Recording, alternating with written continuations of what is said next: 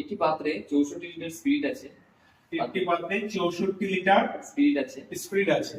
পাত্রটি থেকে 8 litre spirit তুলে নিয়ে পাত্রটি থেকে 8 লিটার আমি কি করব? তুলে নেব। তুলে নিয়ে সমপরিমাণ জল মিশ্রিত করা হবে। আচ্ছা, এর মধ্যে আবার সমপরিমাণ কি মেশাবো? যতটা তুললাম ততটা আবার জল মেশাবো।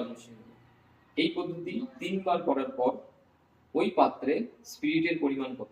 আচ্ছা, এই পদ্ধতিটা 3 বার করার পরে ওই পাত্রে আমার কি থাকবে? স্পিরিট।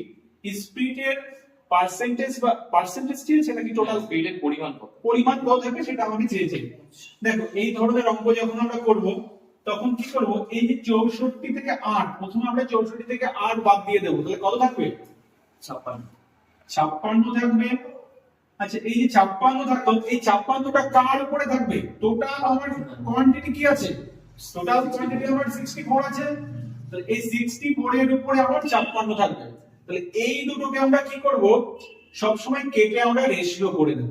তাহলে এই 56 কে কাটলে 7 8 8 8 64। তাহলে এটা আমার হয়ে যাবে 7:8। এইবার এইটা আমার প্রথম প্রক্রিয়া। এই প্রক্রিয়াটা আমাদের কয়বার হবে? 3 বার হবে। তাহলে এই প্রক্রিয়াটা যদি আমার 3 বার হয়, এটাকে আমরা কি করব? কিউব করে দেব। ঠিক আছে? আচ্ছা, 7 এর কিউব তো অনেক বড় হয়ে যাবে, 8 এর কিউব অনেক বড় হয়ে যাবে।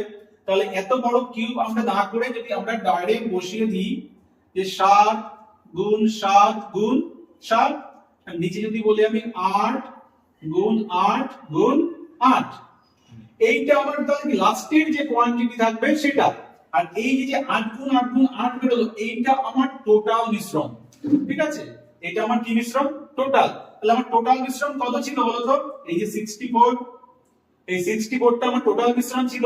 তাহলে টোটাল মিশ্রণ যদি 64 হয়, তাহলে এই 8 গুণ 8 গুণ 8 মানে 64 হলে, তাহলে এই 7 গুণ 7 গুণ 7 মানে কত হবে? এটাই আমাদের চেয়েছে। তাহলে এটা কি করব? আমরা এখান থেকে এটাকে আমরা কি করব? 64 বসিয়ে দেব। দেখো তো এখানে কাটাকাটি করে কত হচ্ছে?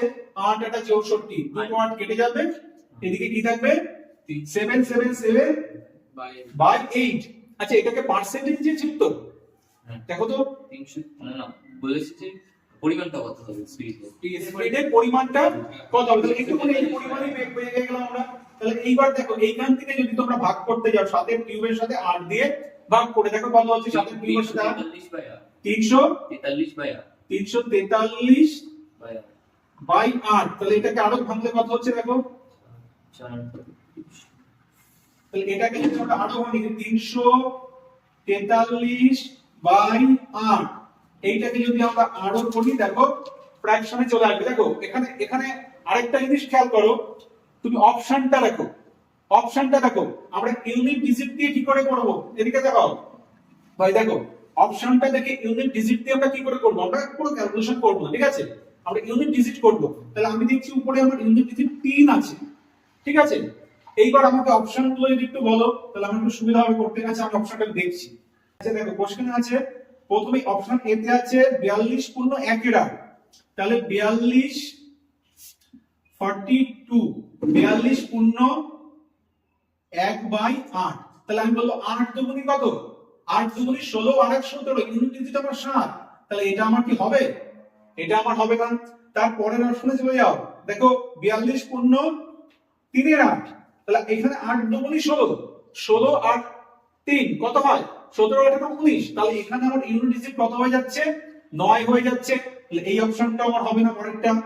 এর পরের অপশনে দেখো শুধু 48 আছে। তাহলে এটা তো কখনোই সম্ভব না। তারপরের অপশন আমাদের 100% হবে, কিন্তু তারপরও আমরা আরেকবার মিলিয়ে দেখে নিই।